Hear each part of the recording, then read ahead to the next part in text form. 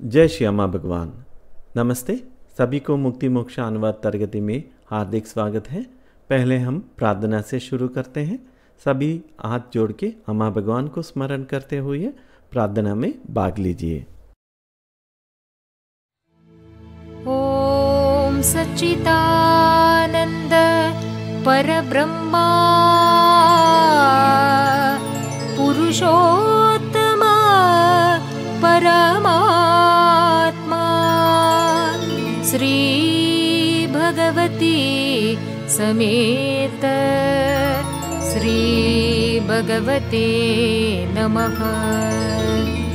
श्री भगवती समेत श्री भगवते नमः।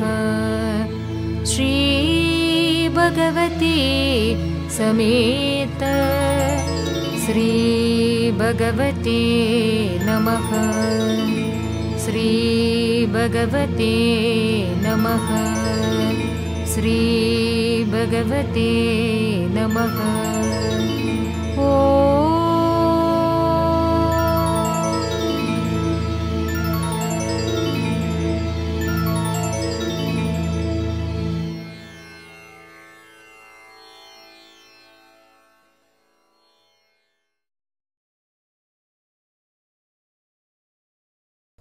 पहला प्रश्न।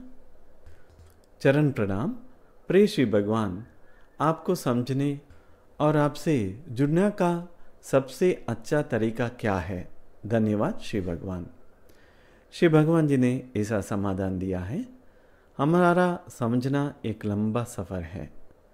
आप इस जीवन में कुछ बातें समझ सकते हैं और बाकी चीज़ें आप जब इस पृथ्वी को छोड़ देंगे और दूसरी दुनिया में जाएंगे तब आप समझ पाएंगे पूरी तरह से हम कौन हैं, क्या है।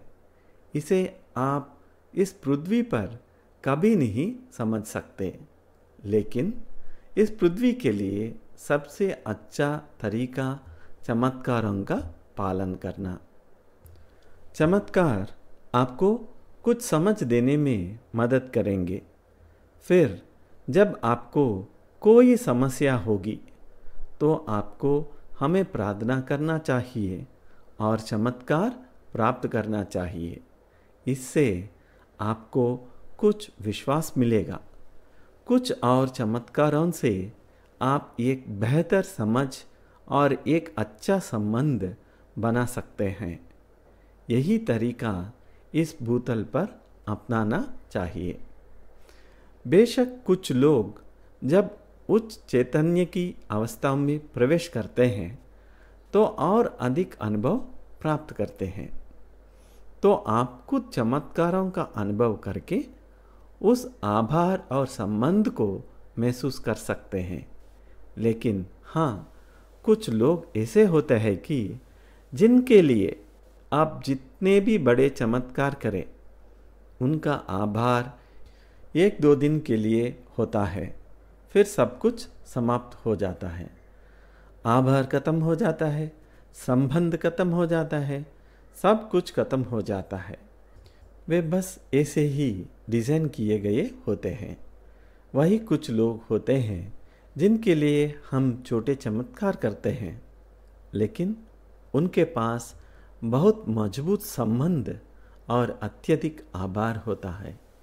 यह इस कारण से है कि वे किस तरह में डिज़ाइन किए गए हैं, और जो हम हाल ही में देख रहे हैं वह यह है कि कुछ लोग जिन्होंने बड़े चमत्कारों का अनुभव किया है और फिर भी आभार नहीं दिखाया, अचानक से महान सेवक बन गए हैं। ऐसा अब हो रहा है। इसलिए धीरे धीरे आप संबंध को स्थापित कर सकते हैं। संबंध तब बढ़ेगा जब आभार बढ़ेगा।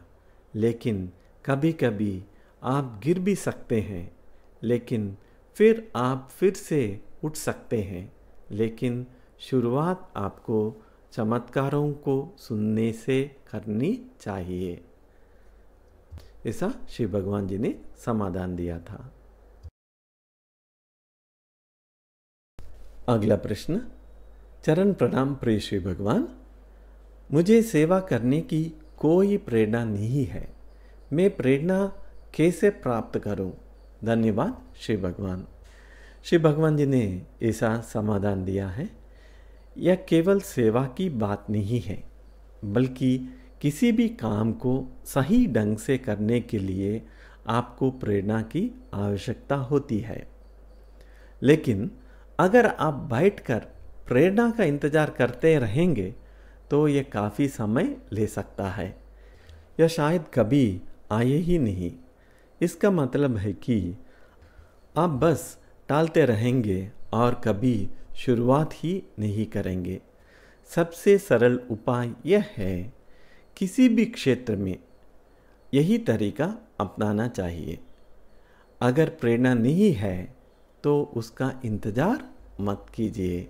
अगर प्रेरणा है तो अच्छा है, लेकिन अगर नहीं है तो भी आप कार्य में कूद जाइए, बस उसमें लग जाइए और फिर आप देखेंगे कि प्रेरणा स्वतः ही आ जाती है। आम तौर पर लोग पहले प्रेरणा आने का इंतज़ार करते हैं, फिर काम शुरू करते हैं। ऐसा लोग अक्सर जीवन में असफल होते हैं। वे परीक्षा में असफल होता है, वो अपने कार्य क्षेत्र में असफल होता है, वो अपने व्यवसाय में असफल होता है। ये वे लोग होते हैं जो हर समय कहते रहते हैं, मैं इंतज़ार कर रहा हूँ, प्रेरणा आने दो, और वह प्रेरणा शायद कभी आती नहीं। आपको सीधे उसमें कूद पड़ना चाहिए। जैसे कोई व्यक्ति तैरना नहीं जानता लेकिन पानी में कूद पड़ता है, तब ही तैरना शुरू करता है। अगर आप पहले सोचते रहिए कि मैं पहला तैरना सीख लूँ फिर पानी में उतरूँगा, तो शायद कभी नहीं उतर पाएंगे। उसी तरह आपको पहले कार्य में उतरना चाहिए, तभी प्रेरणा आएगी। अपनी किताब उठाइए, खुद को जबरदस्ती पढ़ने के लिए बैठिए, प्रेरणा अपने आप आएगी। अपना काम शुरू कीजिए, प्रेरणा आएगी। यही तरीका है सफल लोगों का। असफल लोग हमेशा प्रेरणा का इंतजार करते रहते हैं। जो लोग जीवन में महान सफल होते हैं वे बस सीधे कूद जाते हैं और बहुत ही जल्दी वे पूरी प्रेरणा से भर जाते हैं। सेवा के लिए भी यही बात लागू होती है। अगर आप कहते हैं मैं सेवा के लिए प्रेरणा का इंतजार करूंगा, तो शायद वह प्रेरणा कभी नहीं आएंगी। शायद आ भी जाए, लेकिन आम तौर पर ऐसा नहीं होता। लेकिन जैसे ही आप सेवा करना शुरू करते हैं, आप देखेंगे कि आपकी प्रेरणा पूरी तरह से जाग उठी है। फिर दरवाजे खुलने लगते हैं और यदि आपकी प्रार्थना की शक्ति है तो यह प्रक्रिया और भी तेजी से होगी। यह बहुत महत्वपूर्ण बात है, विशेषकर युवाओं के लिए। कृपया इसे ध्यान से सुनिए। प्रेरणा का इंतजार मत कीजिए, अपनी किताब उठाइए और पढ़ना शुरू कीजिए। सेवा उठाइए और करना शुरू कीजिए, प्रेरणा तभी आएगी। ऐसा श्री भगवान ने समाधान दिया था। अगला प्रश्न। पाद प्रणाम श्री भगवान, हमें अपने आंतरिक बालक इनर चाइल्ड को प्रसन्न क्यों रखना चाहिए? इसका एनलाइटनमेंट जीवन मुक्ति से क्या संबंध है? धन्यवाद श्री भगवान। श्री भगवान जी ने ऐसा समाधान दिया है, यदि आपका आंतरिक बालक प्रसन्न है तो आप इहम भौतिक जीवन में और परम आध्यात्मिक जीवन में दोनों में सफल होंगे। यही कुंजी है। आपकी भीतरी आत्मा, आपका मूल स्वरूप वही आंतरिक बालक है, और यदि वह आंतरिक बालक अत्यंत प्रसन्न हो जाता है तो आप स्वाभाविक रूप से जीवन मुक्त को प्राप्त कर लेता है। एक जीवन मुक्त व्यक्ति वही होता है जिसका आंतरिक बालक अत्यंत प्रसन्न होता है। इसीलिए आपको जीवन मुक्त बनने की कोशिश करने की जरूरत नहीं है। आपका आंतरिक बालक प्रसन्न हो गया, इसका अर्थ ही है कि आप जीवन मुक्त हो गया है। तो जीवन मुक्त व्यक्ति कौन है? एक ऐसा व्यक्ति जिसे हर छोटी छोटी बात में खुशी मिलती है, वह आनंदित होता है और यह आनंद उस आंतरिक बालक के कारण आता है। लेकिन दुर्भाग्यवश जैसे आज का समाज बना है, जैसे स्कूलों की संरचना, जैसे लोग व्यवहार करते हैं और खासकर माता पिता को यह भी नहीं पता कि बच्चे का पालन पोषण कैसे करना है। वे अनजाने में बच्चे को तोड़ देता है, उसे भीतर से नष्ट कर देता है। फिर जीवन में आते हैं शिक्षा की दौड़, विवाह की जिम्मेदारियां, नौकरी की टेंशन, जीवन का संघर्ष और पूरी जिंदगी अर्धहीन, बोझिल और दुखद बन जाती है। यह सब उस टूटे हुए आंतरिक बालक के चरम परिणाम होते हैं। इसीलिए यह सब बचपन से ही शुरू करना चाहिए। माता पिता को शिक्षित करना चाहिए, यहाँ तक कि गर्भावस्था से ही। बच्चे से गर्भ में ही संवाद करना चाहिए। जन्म के बाद पहले 6 वर्ष का पालन पोषण बहुत सावधानी से करना चाहिए। फिर बच्चे के लिए सही स्कूल और सकारात्मक वातावरण। अगर यह सब ठीक से किया जाए तो वह बालक बहुत प्रसन्न रहेगा और हो सकता है कि वह स्वाभाविक रूप से जीवन मुक्त को प्राप्त कर ले, बिल्कुल सहज रूप से, बिना किसी प्रयास के। ऐसा श्री भगवान ने समाधान दिया है। जय बोलो ज्ञान प्रदाता श्री भगवान की जय।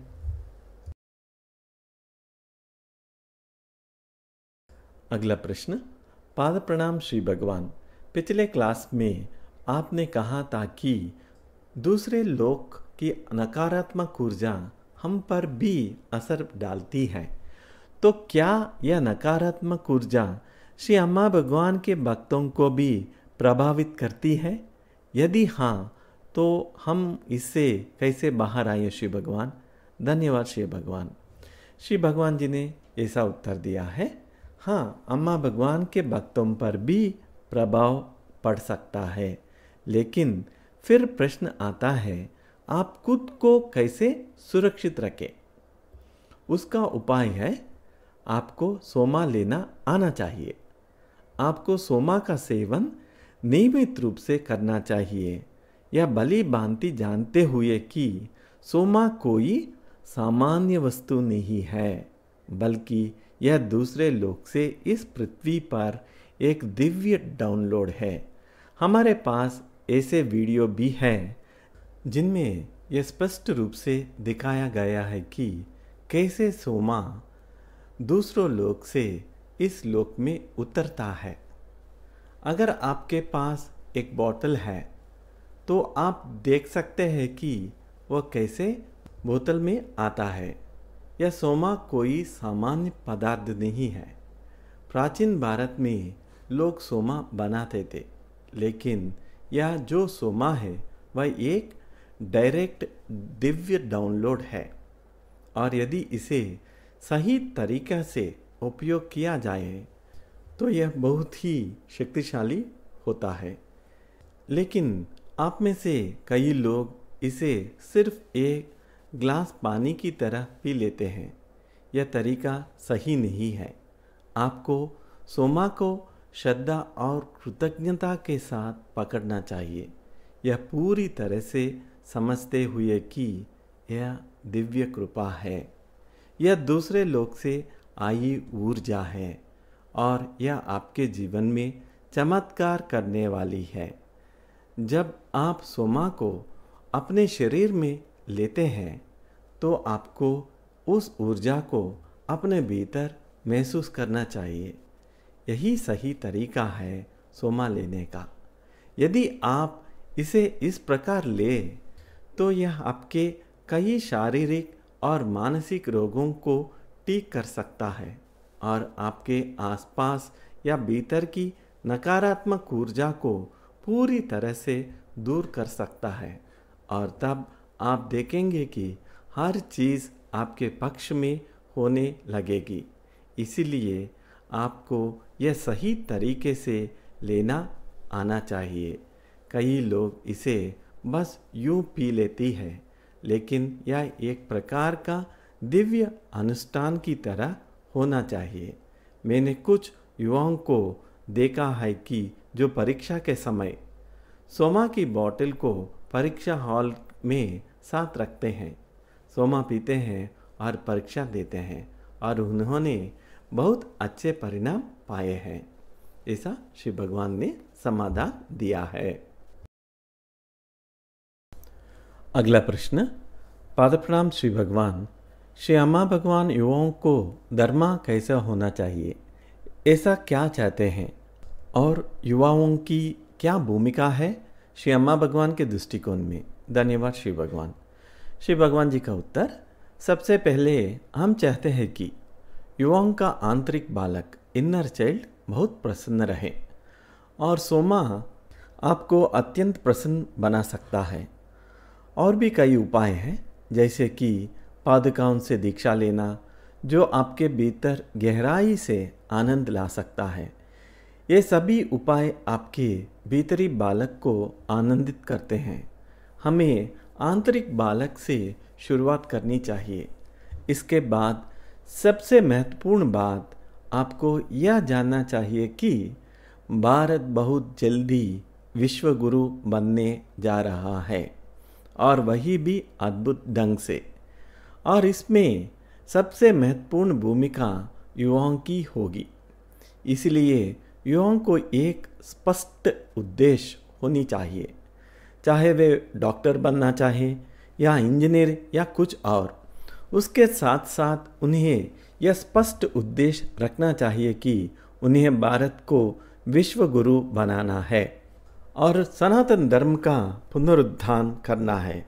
ये दोनों उद्देश्य अलग नहीं हो सकते हैं। जो भी बनाना है बनिए, लेकिन ये दो लक्ष्य साथ लेकर चलिए।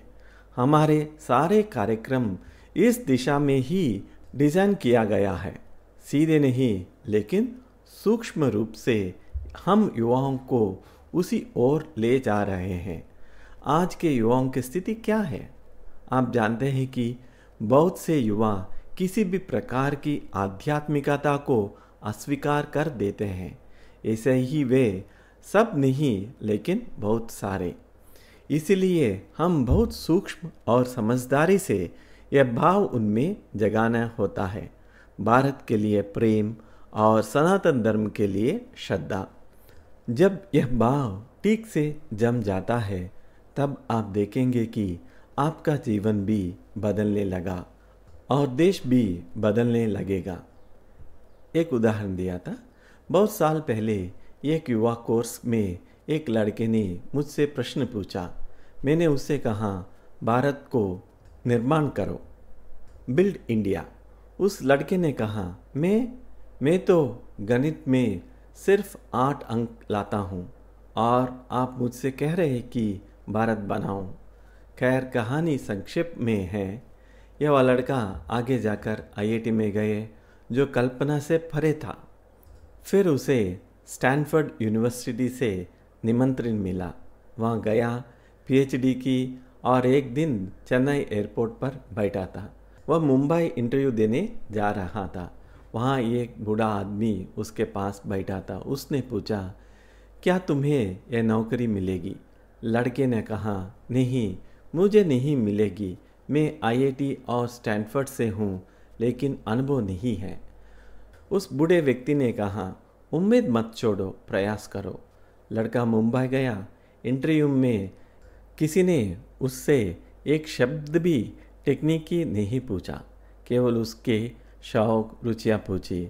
लड़का खुद बोला, सर मुझे लगता है आप मुझे सेलेक्ट नहीं करेंगे, मैं जा सकता हूँ। तब पूरी टीम ने कहा, तुम्हें चुना गया है। उसने पूछा, कैसे? उन्होंने कहा, जो व्यक्ति चेन्नई एयरपोर्ट पर था, निर्णय वही लेता है और उसने पहले ही कहा दिया था तुम्हें लेना है। उस लड़के की नौकरी भारत की जल व्यवस्थाओं से संबंधित थी, बहुत बड़ी जिम्मेदारी, और उसने भारत के लिए अद्भुत कार्य किया। एक लड़का जो कभी 8 अंक लाता था, वह आज भारत का मार्गदर्शन करता है। कारण क्या था? उसका दृष्टिकोण, विजन स्पष्ट था। उसने कहा, आपने मुझसे कहा था भारत के लिए कार्य करो। बस वही बात उसके हृदय को छू गई। उसके बाद गणित सरल हो गया, पढ़ाई खेल जैसी हो गई। ठीक वैसे ही आप जो चाहे बनिए, इंजीनियर, डॉक्टर, वैज्ञानिक, लेकिन आपके भीतर यह उद्देश्य होना चाहिए, भारत को विश्व गुरु बनाना। यदि यह उद्देश्य स्पष्ट हो गया तो सब कुछ अपने आप बदल जाएगा। आप देश के साथ अलाइन हो जाएंगे, संरेखित हो जाएंगे। एक ऊर्जा का बिंदु होता है जो समय समय पर पृथ्वी को विभिन्न क्षेत्रों पर सक्रिय होता है। प्राचीन काल में यह बिंदु भारत और चीन पर था, तब वे समृद्ध थे। फिर यह यूरोप गया, यूरोप ने तरक्की की। फिर यह अमेरिका गया, अमेरिका ने दुनिया में नेतृत्व किया। फिर जापान, फिर चीन। अब वह ऊर्जा बिंदु भारत के ऊपर है और तभी से हमने विश्व गुरु कार्यक्रम शुरू किए दक्षिण भारत के कई मंदिरों में। अगर आप बहुत संवेदनशील हो तो आप इस ऊर्जा को उड़ान में भी महसूस कर सकते हैं। अब वह ऊर्जा भारत पर चमक रही है। भारत उठने वाला है और यदि युवा इस ऊर्जा में जुट जाएं तो वे भी बहुत ऊंचाई तक उठ सकते हैं। जय बोलो ज्ञान प्रदाता श्री परमज्योति भगवान की जय। अगला प्रश्न, पादप्रणाम श्री भगवान, नेमम आकर वहाँ के अनुष्ठानों रिचुअल्स में भाग लेने का क्या महत्व और विशेषता है? धन्यवाद श्री भगवान। श्री भगवान का उत्तर, देखो, नेमम में जो अनुष्ठान होते हैं उनका उद्देश्य धीरे धीरे आपको इस योग्य बनाना है कि आप श्री अम्मा भगवान कल्कि और परम ज्योति से प्रत्यक्ष संवाद कर सकें। आप उनसे बात कर सकेंगे। यह बहुत शीघ्र ही प्रारंभ होगा। हम पूरी तरह से आपको उसके लिए तैयार कर रहे हैं। आप श्रीमूर्ति के सामने बैठ सकते हैं और अपने हृदय की सारी बातें साझा कर सकते हैं। अम्मा से आप अहम बातें कर सकते हैं, भगवान से आप परम बातें कर सकते हैं, परम ज्योति से आप सांसारिक विषय पर संवाद कर सकते हैं और कल्कि से आप अन्य गूढ़ परिवर्तनकारी विषयों पर बात कर सकते हैं। हम आपको उसी संवाद की स्थिति में लाने के लिए तैयार कर रहे हैं। यही नियमम का विशेष महत्व है। यह एक व्यक्तिगत संवाद जैसे होगा जहां आप स्पष्ट मार्गदर्शन प्राप्त कर सकते हैं, अपने जीवन से संबंधित निर्णयों में आशीर्वाद पा सकते हैं और जो कुछ भी आप चाहते हैं उसमें दिव्य सहायता प्राप्त कर सकते हैं। लेकिन हाँ, इसमें थोड़ा समय लगेगा। जैसे कोई कार्य करना होता है वैसे ही इस अनुभव को प्राप्त करने के लिए भी भीतर से तैयारी करनी पड़ती है। हम उसी तैयारी में लगे हुए हैं। संभावना है कि कुछ ही महीनों में ये सब संभव हो जाएगा। अगला प्रश्न, पादप्रणाम प्रिय श्री भगवान, प्रेम के लिए हमें क्या साधना करनी है? धन्यवाद श्री भगवान। श्री भगवान जी का उत्तर, आपको ये तथ्य मानना चाहिए कि आपके पास प्रेम नहीं है। जैसे आप एक नवजात शिशु को पकड़ेंगे, आप कितने सावधान रहेंगे। इसीलिए इसी तरह सत्य को ध्यान से रखें। यह एक सत्य है ना? आपके पास प्रेम नहीं है, इसलिए जब भी संभव है उस सत्य को बनाए रखें। मुझे प्रेम नहीं है, बिल्कुल प्रेम नहीं है। आपको इसके बारे में कुछ नहीं करना चाहिए। आपको यह नहीं कहना चाहिए मैं यह करूँगा वह करूँगा, मैं प्रेम करने की कोशिश करूँगी। कुछ नहीं चलेगा, आप और अधिक भयानक हो जाते हैं। सच्चाई के साथ रहिए। सच क्या है? आपके पास प्रेम नहीं है। अपने आप को आंकना बंद करें। स्वयं को दोषी ना ठहराए। केवल इस सत्य के साथ रहे कि यह वहाँ नहीं है बस। लेकिन इसके बारे में जागरूक रहे। आपको यह नहीं कहना चाहिए ठीक है मुझे प्यार नहीं है, इसके बारे में भूल जाऊं, यह मुद्दा नहीं है। आपको महसूस होना चाहिए मेरे पास प्रेम नहीं है, और फिर बाकी सब जादू है। आपको कुछ नहीं करना, प्रक्रिया शुरू हो जाएगी। आप उस सत्य के साथ बने हुए, यह प्रक्रिया है। बहुत सी चीज़ें होने लगेंगी जिनके बारे में आपको कोई जानकारी नहीं है, यह आपको भी समझाया नहीं जा सकता है। लेकिन फिर एक अच्छा दिन आप धीरे धीरे देखेंगे कि प्रेम विकसित हो रहा है। यह स्वचालित रूप से विकसित होने लगता है, क्योंकि इसमें शरीर भी बड़े पैमाने पर शामिल होता है। जब भी आप किसी भी प्राणी के किसी छोटे बच्चे को देखते हैं, चाहे वह हाथी हो, चाहे चींट हो, चाहे बाघ हो, चाहे हिरण हो, चाहे वह इंसान हो, कोई छोटा नवजात हो या किसी भी प्राणी का अभी अभी पैदा हुआ बच्चा हो, तो आपको स्वाभाविक रूप से प्रेम मिलता है। यह वास्तव में रासायनिक प्रक्रिया है। आपको वह प्रेम मिलेगा। शरीर जवाब नहीं देगा। कोशिश करके देखें। यह सब एक बारे में है, आप जानते हैं। यह स्वाभाविक रूप से आएगा किसी तरह। यदि आप इस सत्य के साथ रहते हैं कि आपके पास प्रेम नहीं है, और यह मत कहो कि मैं कितना भयानक प्राणी हूँ, क्योंकि मेरी माँ ने ऐसा व्यवहार किया था, मेरे पिता ने ऐसा व्यवहार किया, मेरे दोस्तों ने मेरे साथ ऐसा किया। ऐसी कहानियाँ नहीं, बस सच यह है कि मेरे पास प्रेम नहीं है, बस इतना ही। और आप इसके साथ रह सकते हैं, और फिर आप देखेंगे कि आपके साथ कुछ चीज़ें होंगी। हम इसे समझा सकते हैं, लेकिन जरूरी नहीं। यह बात अधिक विज्ञान होगा। आप प्रेम की खोज करते हैं, ऐसा श्री भगवान ने समाधान दिया है। अगला प्रश्न। पाद प्रणाम प्रिय श्री भगवान। हमने 4 महीने पहले श्री भगवान का दीक्षा दर्शन लिया था। अब जब हम आगामी श्री अम्मा के दीक्षा दर्शन में भाग लेंगे तो उसका हमारे ऊपर क्या प्रभाव होगा? धन्यवाद श्री भगवान।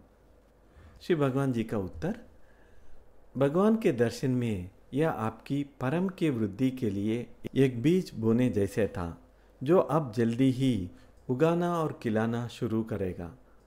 अम्मा का दर्शन मूलतः इहम के लिए है। यदि आपको लगता है कि आपको इहम में तेजी से प्रगति करनी है, तो वह अम्मा का दर्शन है। तो हमने आपको परम का बीज दे दिया है। आप आने वाले वर्षों में उसका विकास और प्रभाव देखेंगे।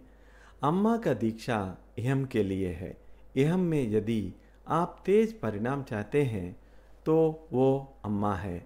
बहुत से लोग जिन्होंने पहले अम्मा का दर्शन लिया था, वे जो पहले 3,000 रुपये, 5,000 रुपये या 10,000 रुपये कमाते थे, आज वे लाखों में कमा रहे हैं।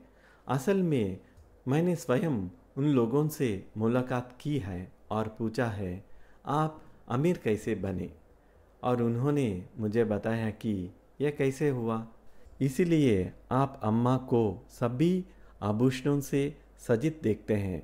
वो चाहते हैं कि इसका आपके ऊपर प्रभाव पड़े, तो यह आप पर निर्भर है। अगर आपके पास पहले से ही करोड़ों है और सब कुछ है तो फिर उसकी आवश्यकता क्या है। लेकिन यदि आप और बढ़ना चाहते हैं तो निश्चित रूप से आप अम्मा का दर्शन ले सकते हैं। परम तो आपको लेना ही चाहिए। उस रास्ते में अभी बहुत लंबा सफ़र है, लेकिन अगर इहम में आपके पास पहले से ही बहुत कुछ है तो उसकी ज़रूरत नहीं है। यह आप पर निर्भर करता है। अगर आपके पास लाखों रुपये हैं और आप करोड़ों चाहते हैं तो आपको इहम दीक्षा के लिए अम्मा के पास जाना होगा। अगला प्रश्न। पादप्रणाम श्री भगवान, कृपया तपोवनम के बारे में समझाइए। हमें तपोवनम में कब प्रवेश की अनुमति मिलेगी? धन्यवाद श्री भगवान। श्री भगवान जी का उत्तर, तपोवनम अभी विकसित किया जा रहा है। यह सिर्फ एक स्थान पर नहीं बल्कि कई स्थानों में पर बनाया जा रहा है। इसके पूरी तरह तैयारी होने में लगभग 2 या 3 साल और लग सकते हैं। आपको वहाँ कुछ दिनों के लिए ध्यान करने के लिए आमंत्रित किया जाएगा और वहाँ आप देखेंगे कि आपकी चैतन्य में बहुत तेज़ी से प्रगति होगी। कारण क्या है? वहाँ के वृक्ष बहुत सावधानी से चुन गए हैं और इस तरह से लगाए गए हैं कि वे एक विशेष ऊर्जा क्षेत्र प्रदान करें जो आपकी चैतन्य को विकसित करने में सहायक हो। इसीलिए समय लग रहा है, काम चल रहा है, लेकिन अभी लगभग 2 से 3 साल और लग सकते हैं उसे पूरी तरह उपयोग में लाने के लिए। अगला प्रश्न। पादप्रणाम श्री भगवान, हम अक्सर अपने नकारात्मक ऊर्जाओं और भावनाओं से घिरा हुआ पाते हैं और कभी कभी हमें ऐसा लोगों के द्वारा बनाए गए भोजन या जूस को भी ग्रहण करना पड़ता है जिनमें नकारात्मकता होती है। ऐसी परिस्थितियों में हम कैसे अपनी ऊर्जा की रक्षा करें और श्री अम्मा भगवान से जुड़े रहें ताकि हम इन स्थितियों से ऊपर उठ सकें? धन्यवाद प्रिय श्री भगवान। श्री भगवान जी का उत्तर, सोमा आपकी रक्षा करेगा। अगला प्रश्न। पादप्रणाम श्री अम्मा भगवान, धर्म संस्थापक कौन होता है और धर्म संस्थापक की भूमिका क्या होती है? धन्यवाद श्री भगवान।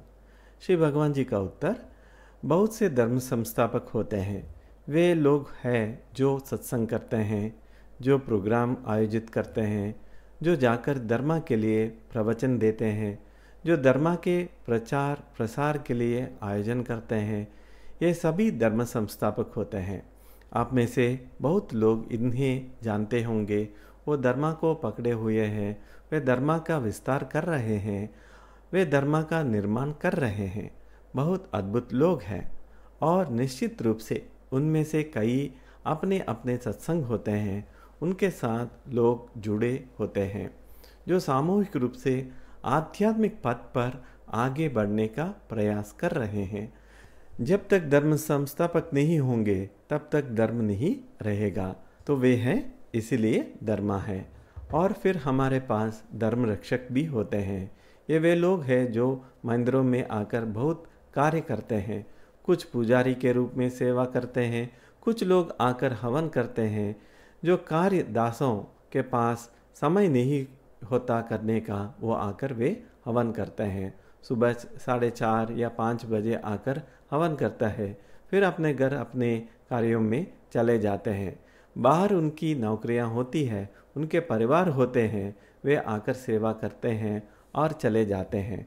कुछ लोग हवन में मंत्रों का उच्चारण भी करते हैं।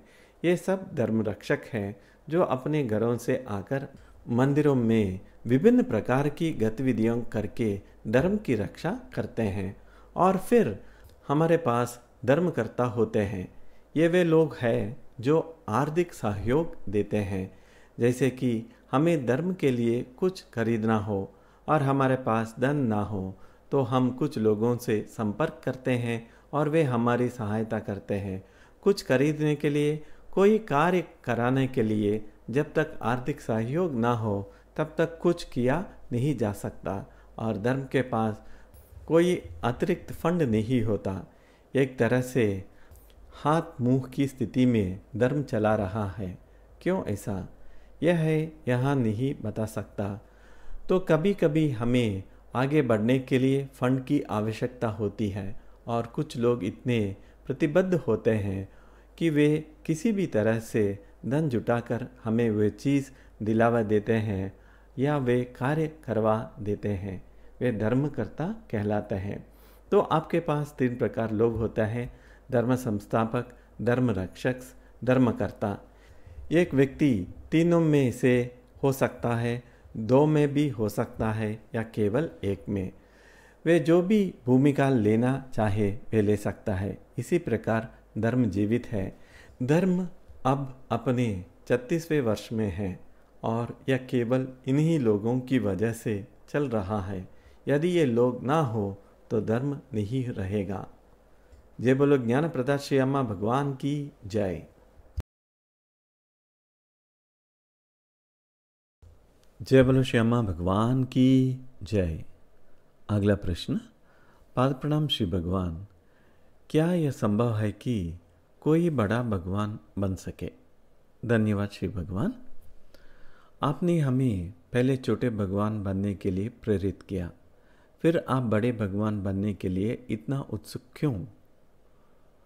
वैसे भी आप कभी बड़े भगवान नहीं बनते। आप बड़े भगवान बनते नहीं है क्योंकि आप पहले से ही बड़े भगवान हैं।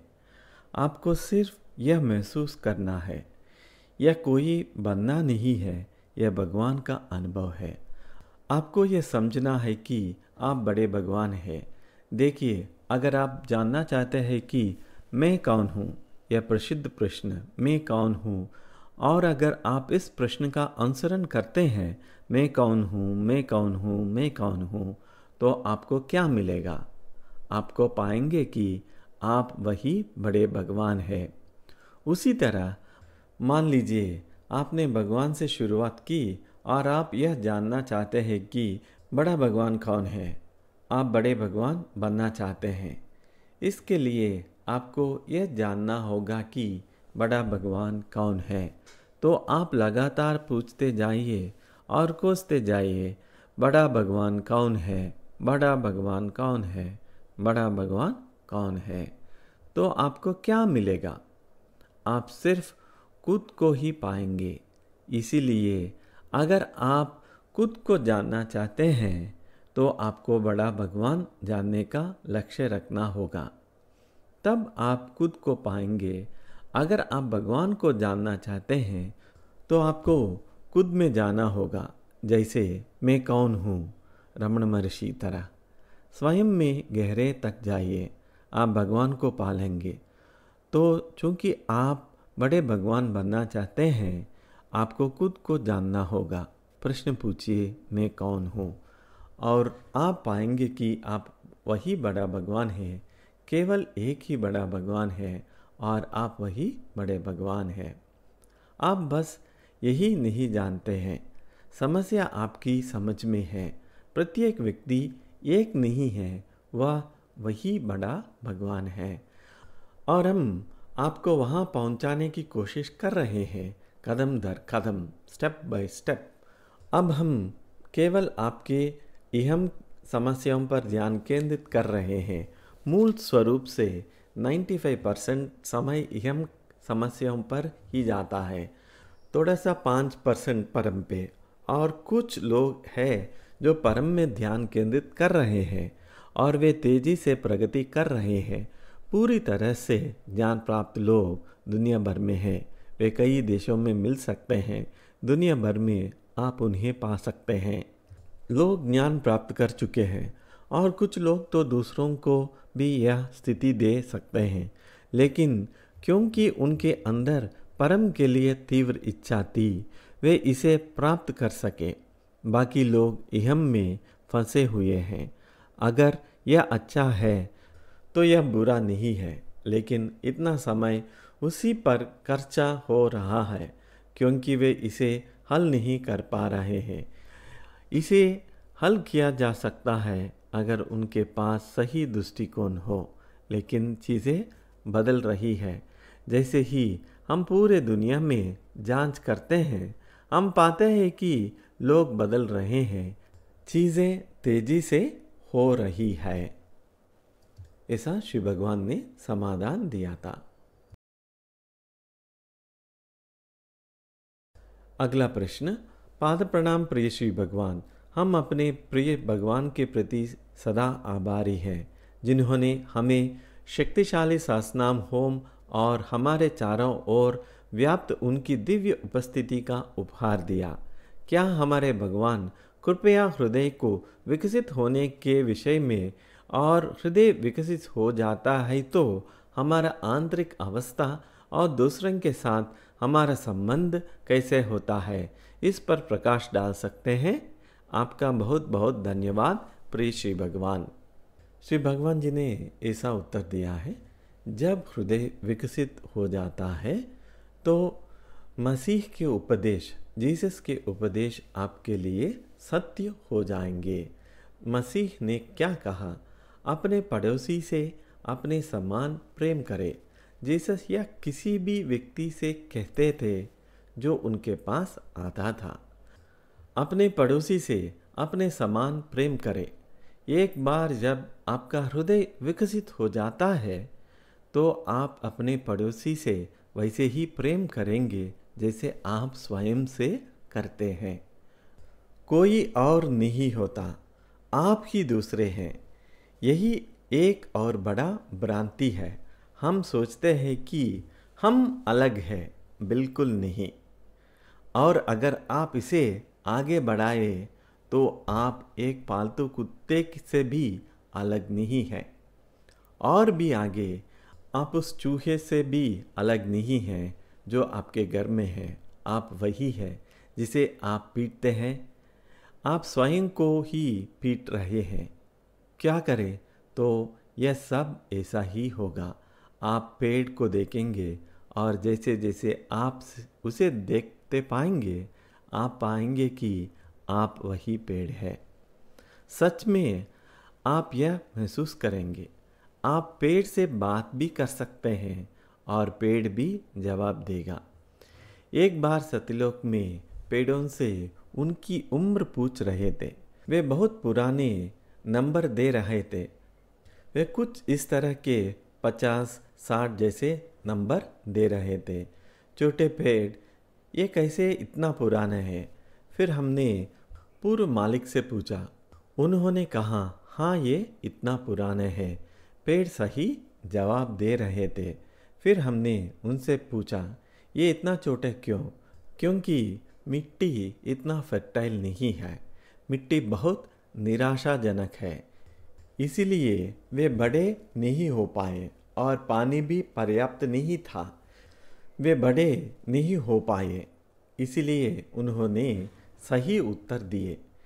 चैतन्य हर जगह है, तो यह आपके लिए और अधिक स्पष्ट हो जाएंगे। एक बार जब आपका हृदय विकसित हो जाता है, आपका हृदय अब बंद है, आपके भीतर एक बूंद भी प्रेम नहीं है। जब यह स्थिति है तो आप कैसे महसूस करते हैं कि आप और पेड़ एक है? एक बार जब हृदय विकसित हो जाता है तो आप सूरज को देखेंगे और आपको महसूस होगा कि आप और सूरज एक है। यह एक अलग ही संसार होगा जिसमें आप रहेंगे। जहाँ आप अब रहे हैं वह एक झोपड़ी में रहने वाले व्यक्ति जैसा जीवन है। आप किसी से भी जुड़ा हुआ महसूस नहीं करते। क्या आप स्वयं से प्रेम करते हैं? नहीं, वह भी नहीं है। आपकी स्थिति सच में भयानक है। केवल फर्क यह है कि नरक में बहुत शारीरिक पिटाई होती है, यहाँ ऐसा नहीं है। अन्यथा यह भी एक प्रकार का नरक है।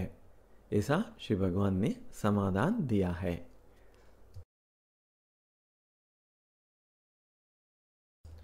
अगला प्रश्न। पाद प्रणाम प्रिय श्री भगवान।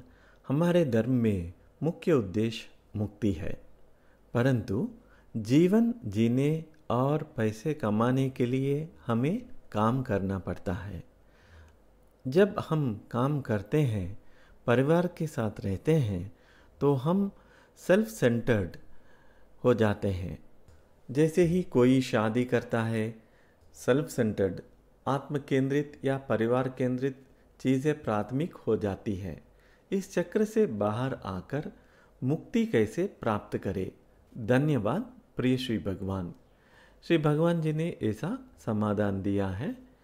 हम दिन भर मुक्ति मुक्ति मुक्ति की बात करते रहते हैं। इसका मतलब यह नहीं कि यही हमारा एकमात्र लक्ष्य है, नहीं। देखिए, इस धर्म में दोनों का संतुलन है। इहम भौतिक जीवन और परम आध्यात्मिक जीवन का संतुलन है। पर हम परम और मुक्ति की ज़्यादा बात करते हैं क्योंकि आप पहले से ही इहम में उलझे हुए हैं, तो उसकी बात क्यों करें? हम आपके आत्म केंद्रित होने के खिलाफ नहीं है। आपका सेल्फ है, मैं की भावना है। आप कैसे कह सकते हैं कि मैं सेल्फ सेंटर्ड नहीं बनूंगा? वह तो है, और सेल्फ की अपनी आवश्यकताएं होती है। उसे सुरक्षा चाहिए, उसे महत्व चाहिए, उसे प्रेम चाहिए, उसे योगदान देने की चाह होती है, बहुत सी ज़रूरत होती है। इसका मतलब है कि आपको पैसे चाहिए, आपको कुछ स्तर का महत्व चाहिए, सब कुछ चाहिए। हम इन चीज़ों के खिलाफ नहीं हैं। हम कोशिश कर रहे हैं कि ये ज़रूरतें पूरी हो, पर आपके अंदर संतोष नहीं है क्योंकि आपका प्रोग्रामिंग, वासनाएं और अन्य कारक जिन पर हम कई बार बात कर चुके हैं, इन सब का प्रभाव है। तो हम कोशिश कर रहे हैं कि इसके माध्यम से काम करें और आपको जीवन का आनंद मिले। आपके पास सेल्फ है, मैं की भावना है, उसे पूर्ण करें। हम इसमें आपकी सहायता के लिए हैं, सिर्फ इसीलिए कि मैं मुक्ति मुक्ति मुक्ति के बात करता हूँ। इसका मतलब यह नहीं है कि हम चाहते हैं कि आप इन सब को छोड़ दें, फिर भी मुक्ति मिलेगी। नहीं, बिल्कुल नहीं। आप यह सब रख सकते हैं और फिर भी मुक्ति पा सकते हैं। आपको जानना चाहिए कि कुछ राजा भी मुक्त थे। श्री भगवान जी ने इसे कह रहे हैं, मैंने व्यक्तिगत रूप से विश्व प्रसिद्ध मुक्त लोगों को जाना है। वो बहुत अमीर थे और मैंने ऐसा मुक्त लोगों को भी जाना है जो विश्व प्रसिद्ध नहीं थे, थोड़े प्रसिद्ध थे लेकिन भिखारी थे। मैंने अमीर ज्ञानी और भिखार ज्ञानी को आपस में बात करते देखा है और उन्होंने कभी भी पैसे की बात नहीं की, वे बात करते थे। एक तो केवल बेंच कार में यात्रा करता था। आप उसे एम्बेसडर कार दिखाओ तो पूछा एक क्या जानवर है, यही उसकी टिप्पणियाँ होती थी। वह कहता था, अगर तुम ला सकते तो बेंच लाओ या पोर्श लाओ। वह ऐसा था। और दूसरा चेन्नई में एक पेड़ के नीचे रहता था और दोनों मिलते थे और बात भी करते थे। तो आपको यह नहीं सोचना कि आपको भिखारी बनना है, पत्नी को छोड़ना है, बच्चों को छोड़ना है, परिवार को छोड़ना है, सब कुछ छोड़ना है, तभी आप मुक्त होंगे। और अगर आप मुक्त बन भी पाए तो इसका मतलब नहीं है कि ये सब खत्म हो जाएंगे। नहीं, बिल्कुल नहीं। ये तो और बढ़ सकते हैं। कृपया स्पष्ट रहें। देखिए, एनलाइटनमेंट, जीवन मुक्ति कोई ऐसी चीज़ नहीं है जो आप करके प्राप्त करते हैं। यह आप पर गट्टी है। मैं इटली के एक व्यक्ति को जानता हूँ। वह एक कप चाय पी रहा था और जैसे ही वह चाय पी रहा था उसे जीवन मुक्ति हो गया। उसने कुछ नहीं किया, सिर्फ चाय पी रहा था।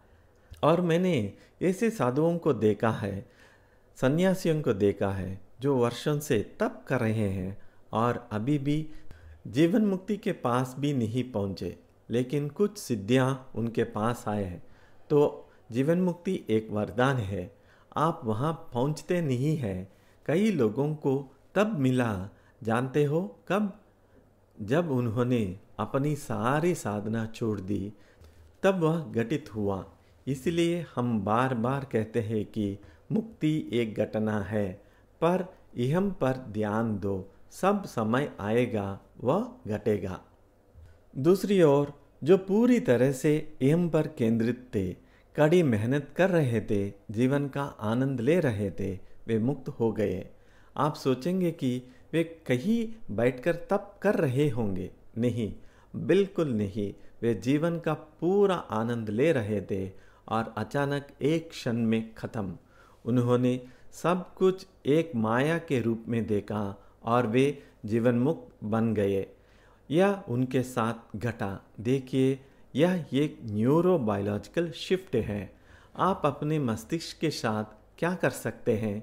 आप थोड़ा बहुत सांस लेने का अभ्यास कर सकते हैं, पर वह पर्याप्त नहीं है। इसमें मस्तिष्क में एक गहरा परिवर्तन चाहिए। इसलिए कृपया इहम के पीछे जाओ। मुक्ति अपने आप आ जाएगी। आप कोशिश करके उसे नहीं पा सकते। क्या रमण महर्षि ने कोशिश की थी? यह उनके साथ घटा। उसके बाद उन्होंने जो कुछ भी किया वह उनसे कराया गया। उन्हें वह कराया गया। रमणा के मामले में मुख्य बात यह थी कि एक महान शिवयोगी जो वास्तव में तिरुवन्नामलई पर्वत के नीचे रहता है, उसने आकर उन्हें अधिग्रस्त कर लिया। उनका यही प्रक्रिया था। वे कुछ नहीं कर सके, वह घटना घटी। आप जय कृष्णमूर्ति को देखिए। मैत्रेय आकर उनमें प्रविष्ट हुए। ऐसा ही होता है किसी के साथ भी, यहाँ तक कि बुद्ध के साथ भी। उनके नेत्रों के सामने एक प्रकाश बिंदु था, वह उनके अंदर गया और वे जीवन मुक्त हो गए। हालांकि बौद्ध ग्रंथों में इस पर ज़्यादा विवरण नहीं है, तो आप मुक्त के लिए प्रयास करें, यह निरर्थक है। हम आपको तैयार कर रहे हैं, आशा करते हैं कि यह आपके साथ घटेगा। हम एक व्यक्ति को जानते हैं जो रंगोली पाउडर बेचता था। उसने इससे कुछ पैसे कमाए। कई बार मैंने उस व्यक्तिगत दर्शन के लिए बुलाया। उसने कहा नहीं। उसने कहा मैं अपनी मेहनत की कमाई से आऊँगा, मैं ऐसा नहीं आऊँगा। बहुत से लोग ने उसे कहा कृपया आइए। उसने कहा नहीं, वह नहीं आएगा। एक बार एक सब्जी बेचने वाली महिला आई। मैंने पूछा तुम क्या करती हो? उसने कहा मैं सब्जी बेचती हूँ। मैंने दासा जी से कहा तुम क्यों इस महिला से शुल्क ले रहे हो? तुम्हें ऐसा लोगों को निःशुल्क आने देना चाहिए। दासा जी ने कहा हमने उसे कई बार कहा पर वह नहीं मानी। फिर मैंने उस महिला से पूछा हमने तुम्हें फ्री में आने को कहा था, तुम फिर भी पैसे क्यों देती हो? उसने कहा नहीं भगवान, आपको पता होना चाहिए उस समय दर्शन के लिए 5,000 रुपये लगते थे। उसने कहा मेरी रोज की कमाई 5,000 रुपये थे। मैंने पूछा कैसे? उसने कहा बीच पर मैं बज्जी और बोंडा बेचती हूँ। मेरे पास आपकी श्रीमूर्ति है, अम्मा भगवान की श्रीमूर्ति। तो आपके सारे भक्त बीच पर आते हैं, मेरी दुकान पर आते हैं, इसी से सारी कमाई होती है। इसलिए मैंने सोचा यह कुछ ऐसा है जो मुझे आपको अर्पित करना चाहिए। और सच में मैंने पाया कि वह बहुत अच्छी अवस्था में थी। बाद में मुझे पता चला कि लोग इसके पास जाते हैं और वह उन्हें मार्गदर्शन देती है। एक बार मैंने एक महिला से मुलाकात की जो उसे लेकर आई थी। उसने कहा कि वह अपने पति को पीटती थी। मैंने पूछा क्या मैं तुम्हारे पति से मिल सकता हूँ? उसने कहा हाँ। अगली बार उसने अपने पति को लाया। फिर मैंने उसे पूछा लगता है कि वह तुम्हें पीटती थी? उसने कहा भगवान वह तो भयानक थी, वह मुझे मक्खी मारती थी भगवान। और उसने दिखाया कैसे मारती थी। और वह सिर्फ पति को नहीं पुलिस वालों को भी मारती थी और कई बार जेल भी जा चुकी थी। तो पुलिस उससे बचती थी। क्यों? क्योंकि वह इलीगल शराब बनाती थी। तो पुलिस आती थी और वह पुलिस को भी मारती थी। फिर मैंने सुना कि कॉलेज प्रोफेसर उसके बारे में चर्चा करते थे, धर्म के बारे में। उसके बहुत भी अनुयायी है। मैंने उससे पूछा, क्या ये सच है? उसने कहा, हाँ। तो ऐसा कैसे? उसने कहा, मुझे एक ही चीज़ आती है भगवान, इंटीग्रिटी, इनर इंटीग्रिटी, आंतरिक सच्चाई। मैं उसके बारे में बात करती हूँ, फिर वह मेरे पास आता है। मैंने कहा, उदाहरण दो। उसने कहा, एक दिन सड़क पर कोई महिला आई। वो कहने लगा कि जब मैं प्रार्थना करती हूँ तो वह काम करती है। उसने मुझसे पूछा, देखिए मेरे पास एक घर है, मैं उसे बना रहा हूँ, मुझे अब पैसे की आवश्यकता है, आप प्रार्थना करें, आपका भगवान मेरी प्रार्थना को सुनेगा। देखिए वह पैसे आए ताकि मेरा घर पूरा हो सके। उसने कहा, ठीक है, मैं प्रार्थना करूँगी। फिर उसने कहा, उन्होंने मुझे कहा, आंतरिक सत्य, इनर इंटीग्रिटी से प्रार्थना करो। और उसने कहा, भगवान यह महिला आई है, अब मुझे उसकी कोई चिंता नहीं है, चाहे वह भिखारी बने या घर ना बने, मुझे कोई फर्क नहीं पड़ता। यह मेरी सच्चाई है भगवान। लेकिन उसने मुझसे कहा, और मैं एक गुंडा थी। उसने फिर मुझसे प्रार्थना करने को कहा। मेरा नाम और प्रतिष्ठा इस क्षेत्र में फैला हो चुका है।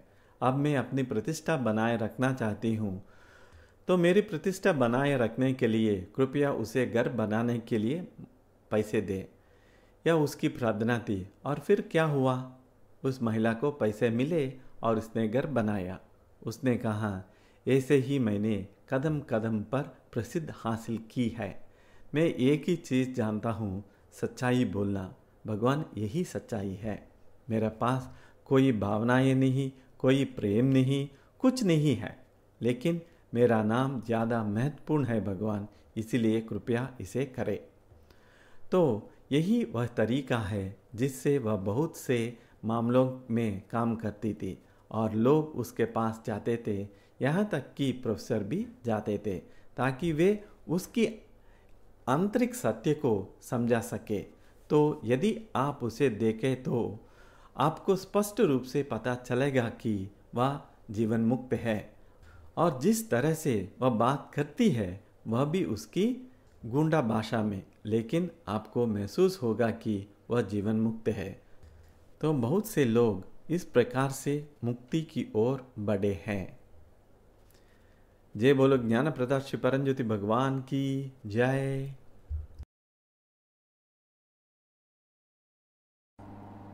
अगला प्रश्न। पादप्रणाम श्री भगवान, मैं जेंट्स आई फाउंडेशन का संस्थापक और चेयरमैन हूँ। एक दशक से मैं नेत्रदान, त्वचादान और देहदान के इस पवित्र कार्य में निस्वार्थ भाव से लगा हूँ। कृपया बताइए भगवान, क्या मैं इस कार्य को करते रहूँ? क्या यह सही दिशा में है? कृपया मुझे शिक्षा दे और मार्गदर्शन करे भगवान। धन्यवाद श्री भगवान। श्री भगवान जी का उत्तर, क्या अद्भुत व्यक्ति है आप। तो आपको इस लोक में भी और अन्य लोकों में भी पुरस्कार मिलेगा। जहाँ कहीं भी आपने लोगों की मदद की है वह सब अच्छी तरह से दर्ज है और वहाँ आपसे वह सारे केस पढ़वा जाएंगे जहाँ आपने सहायता की और आपको उसका फल मिलेगा।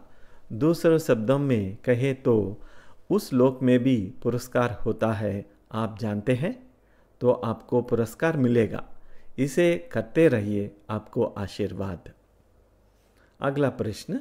पाद प्रणाम श्री भगवान, हम प्रयास करते हैं कि फिर भी सबसे जरूरी समय पर असफल हो जाते हैं क्योंकि हमारे अचेतन के नकारात्मक प्रोग्राम होते हैं। कृपया मार्गदर्शन करें कि हम इन नकारात्मक प्रोग्राम को कैसे पहचानें और अपने आप को सफलता और विकास के लिए कैसे प्रोग्राम करें। धन्यवाद श्री भगवान।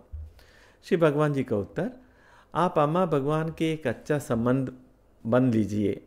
जो भी होगा हम आपकी मदद करेंगे। अगर आपके सिर पर बम भी गिर जाए तो भी आप उस बाम को पकड़ सकते हैं। संबंध बनाइए, बस इतना ही करना है। यह एक बहुत ही सरल बात है, लेकिन आप खुद पर ज़्यादा दबाव मत डालिए, चिंता मत कीजिए। अगला प्रश्न। पाद प्रणाम श्री भगवान, मैं अपने आप को कैसे स्वीकार करूं? धन्यवाद श्री भगवान। भगवान जी का उत्तर, फिर वही बात आप जानते हैं।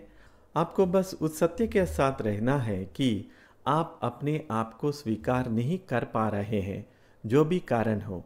आप कारण देना बंद कीजिए। सिर्फ इस बात को देखिए कि आप अपने आप को स्वीकार नहीं कर पा रहे हैं, बस यही कारण है। बाकी सब अपने आप होगा। अगर आप खुद को स्वीकार करने के लिए कुछ उपाय या चले आजमाते हैं तो वह केवल सुपरफिशियली काम करेगा। अगर आप गहराई में परिवर्तन चाहते हैं तो बस इस सत्य को स्वीकार कर लीजिए, मैं खुद को स्वीकार नहीं कर पा रहा हूँ। बस वही रुक जाइए। इसे बहुत ही कोमलता और सावधानी से कीजिए, फिर देखिए जादू। ऐसा श्री भगवान ने समाधान दिया है। जय बोलो ज्ञान प्रदाता श्री भगवान की जय। अगला प्रश्न। पादप्रणाम श्री अम्मा भगवान, पिछले दर्शन में अम्मा भगवान ने कहा था कि परंज्योति भगवती भगवान, अम्मा भगवान और कल्की को प्रार्थना करने का तरीका अलग होगा। कृपया श्री भगवान आप इस पर और प्रकाश डालें।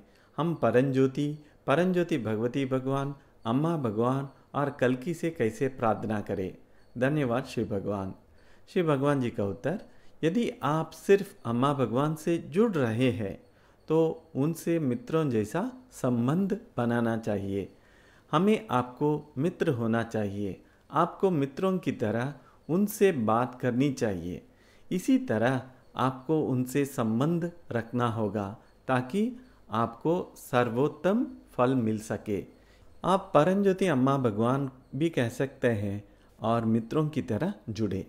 लेकिन यदि आप परंज्योति भगवती भगवान से बात कर रहे हैं तो आपको उनसे माता पिता जैसा संबंध रखना चाहिए।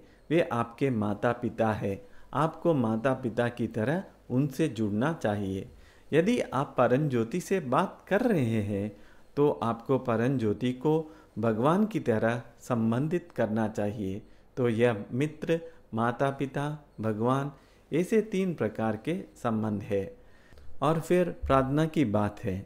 जब आप व्यक्तिगत चीज़ों के लिए प्रार्थना करते हैं, मुझे वह पैसा चाहिए, मुझे वह कार चाहिए, मुझे वह बंगला चाहिए, मुझे वह लड़का चाहिए, वह लड़की चाहिए, इस तरह की साधारण सांसारिक चीज़ों के लिए प्रार्थना अम्मा भगवान को करना चाहिए, क्योंकि वे आपके मित्र हैं। आप उनसे कह सकते हैं मुझे यह चाहिए, वह चाहिए। परंज्योति से ऐसी बात मत पूछना। परंज्योति के लिए यह बकवास जैसा है, इसीलिए आप वह बात नहीं करें, अम्मा भगवान से कहें। मान लीजिए आप दूसरों के लिए प्रार्थना कर रहे हैं। मेरा पड़ोसी बीमार है, मेरा मित्र व्यापार में नुकसान कर रहा है दूसरों के लिए, तब प्रार्थना परंज्योति भगवती भगवान को करनी चाहिए। फिर जब आप बहुत बड़ी प्रार्थना कर रहे हो, जैसे बहुत बड़ी संख्या में लोगों के लिए प्रार्थना कर रहे हैं, तब आप परंज्योति को संबोधित करें। मान लीजिए कहीं महामारी फैला रही है। यदि आप प्रार्थना करना चाहें तो परंज्योति से करें। लेकिन अगर आप अपने देश के लिए प्रार्थना करना चाहिए, किसी गांव के लिए, वर्षा लाने के लिए, बाढ़ रोकने के लिए या युद्ध के समय, तब आप कल्की से प्रार्थना करें। यह जानकर कि कल्की इस युग के अवतार है, यह भौतिक अवतार नहीं, कल्की घोड़े पर है, ऐसा आपको दिखाएगा। अब यदि आप उनसे प्रार्थना करते हैं तो आप उन्हें वास्तव में देख सकते हैं, घोड़े पर तलवार लिए हुए। और कभी कभी आप खुद को एक और घोड़े पर पीछे चलते हुए भी देख सकते हैं। कल्की अलग होते हैं। उदाहरण के लिए जापान में हमारे अधिकांश जापानी भक्तों केवल कल्कि की पूजा करते हैं, वह कहते हैं परंज्योति कल्कि। इसी तरह वे जापानी लोग पूजा करते हैं, विशेषकर क्योंकि उन्होंने फुकुशिमा न्यूक्लियर रिएक्टर के आसपास कल्कि का वीडियो मिला था। वे कल्कि से बहुत जुड़े हैं जापानी लोग, और अभी भी वे कल्कि से प्रार्थना कर रहे हैं कि कोई सुनामी या कुछ ना हो। इसी प्रकार कल्कि कुछ हद तक वैश्विक है, जहां जनता जुड़ी हो। जैसे अरब देशों में कल्कि स्पष्ट रूप से घोड़े पर आकाश पर जाते हुए देखे गए। दुनिया के कई जगहों पर इसका प्रमाण मिला है। कल्कि जो नए श्रीमूर्ति में है, वे वास्तव में अमेरिका में प्रकट हुए थे। मुझे लगता है कि कोलोराडो में यह हुआ था। तो कल्कि बड़ी बातों के लिए है। भारत को विश्वगुरु बनना कल्कि, सनातन धर्म को पुनर्जीवित करना कल्कि, ऐसा संबोधित करना होगा। श्री भगवान ऐसे कह रहे हैं कि भगवान मैं कार चाहता हूँ, अम्मा भगवान सबसे उचित है। मेरा पड़ोसी बीमार है, मुझे मदद करनी चाहिए। परंज्योति भगवती भगवान सबसे उपयुक्त है। मैं मुक्ति चाहता हूँ, साधारण परंज्योति से कहे मुझे मुक्ति चाहिए। यह तेज परिणाम पाने के तरीका है। सब सूखा हो, बारिश लानी हो, तब कल्कि से प्रार्थना करें। कल्कि वास्तव में कुछ अलग है। कल्कि वह शक्ति बिंदु है जो भारत को विश्व गुरु बनाएगा। कल्कि और उस ऊर्जा का बिंदु जुड़ा हुआ है तो भारत उड़ने वाले हैं। आप देखेंगे सनातन धर्म उठने वाले हैं, बहुत उड़ने वाले हैं। कुछ ऐसा जो आप कल्पना भी नहीं कर सकते। यह पहले से उठ रहे हैं, लेकिन जिस तरह यह उठेगा, भारत और सनातन धर्म को नष्ट करने का प्रयास करने वाले लोग वे विफल होंगे। यह एक बहुत बड़ी बड़ी उड़ान होगी, अविश्वसनीय रूप से बड़ी है। ऐसा श्री भगवान ने इस प्रश्न का उत्तर दिया है। जय बोलो ज्ञान प्रदाता श्री परंज्योति भगवान की जय। अभी आप श्री भगवान को कृतज्ञता व्यक्त करते हैं। इतना ज्ञान देके आपको मार्ग दिखा रहे हैं, मुक्ति की ओर लेके जा रहे हैं। श्री भगवान को कृतज्ञता व्यक्त कीजिए।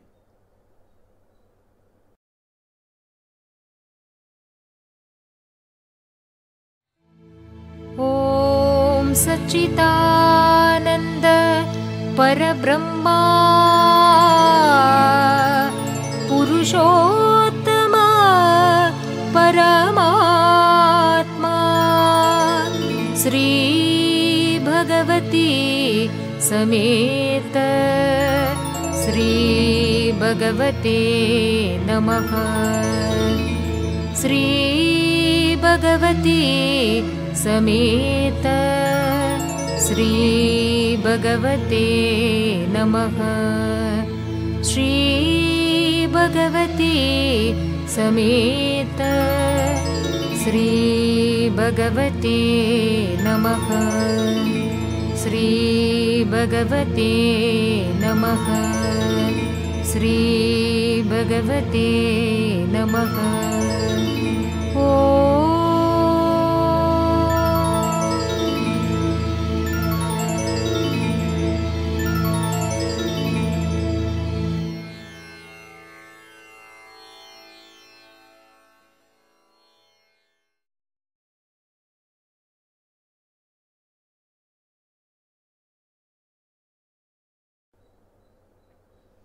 इस क्लास में जुड़े होने के लिए आप सभी के लिए धन्यवाद।